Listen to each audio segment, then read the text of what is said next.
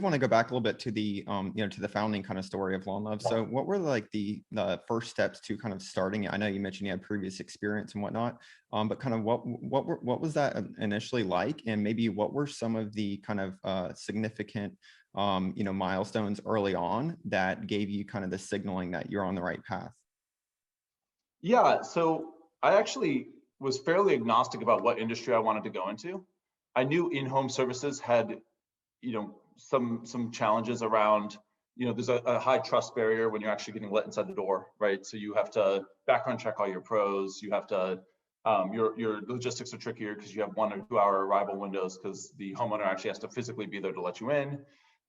Whereas services that are outside the home, like lawn care, pool cleaning, arbor care, those are all, have much easier kind of logistics challenges because you can show up anytime that day or over a window of days, right? Lower trust barriers, more supply homogeneity, and that was all attractive. But I really just wanted to see which industry can I generate enough early demand with reasonable CACs, right? Like and relatively low acquisition costs. And so I built 3 companies like a week after selling my previous one. The first was a pool cleaning company. The second was Lawn Love, and the third was an in-home personal training service. And I more or less just came up with that list based on some early search research and figured out there was decent search volume for those services, and stood up 3 different websites that were largely identical, except they had different like stock photography and different copy and language across them, and then threw a bunch of Google ads at those websites and saw what would convert. And lawn care just showed dramatically better traction in the early days. So I quickly and kind of, mercifully killed off the other 2 businesses and then went all in on lawns and have been running at it ever since. But I also kind of, as I evolved in the lawn care space, came to develop a deeper appreciation and understanding of why this was a particularly good industry for a marketplace style model. And happy to get into that, but that was the genesis of Lawn Love. It was a little less romantic and a little more calculated, but it worked. No, that's a great story. So yeah, I did actually want to jump into a little bit more on how Lawn Love in the space is uniquely suited for marketplaces, maybe. Yeah, so look, like the lawn care industry is a $99 billion a year space in the US alone, right? It's this massive market. It's like 3 times the size of taxis. And you can certainly build an IPO scale, many IPO scale companies in this space. But it is still massively fragmented. So the top 10 players in our industry have less than 10% of the total market share. And there are 500,000 independent companies operating in the lawn care space, the average size of which is 2 people.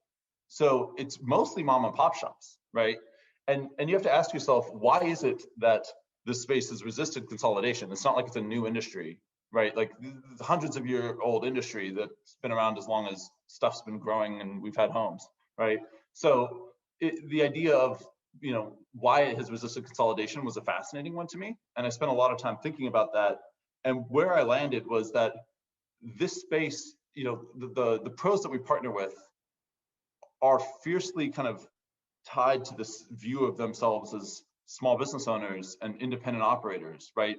They're proud entrepreneurs who aren't going to want to go work for like a True Green or one of the big W2 style shops because they value their freedom and they value their autonomy, and they have their own book of business, and they run their business very efficiently, and they're usually deep domain experts at everything that grows outside your home, right?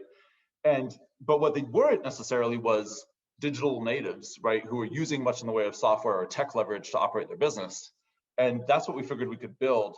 The marketplace was a uniquely good solution for this space because it would allow us to aggregate this like massive pool of historically fragmented supply and simultaneously deliver a consistent consumer experience to our customers where there's a single brand, a single phone number to call if you have a problem. You can book everything online seamlessly, with a push of a button. And you kind of have the advantages of both economies of scale and technology applied to both the customer and the end service provider, while allowing the pros to maintain their independence and their autonomy and their sense of like identity, right? So that was the thesis, and that's a large part of why we thought this was an attractive service. Also, there were a lot of other variables there, right? Like I touched on some of them, but the fact that services are all outside the home makes for easier logistics, less intimate kind of one-to-one relationships with your pro, unlike something like babysitting, for example, means that we have lower disintermediation risk. Just like a litany of factors that allowed for, I think, a more scalable marketplace style model.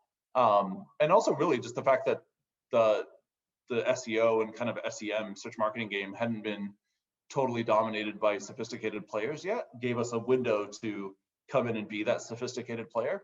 And I think that has been enormously powerful as well. But that's at a high level how we think about it.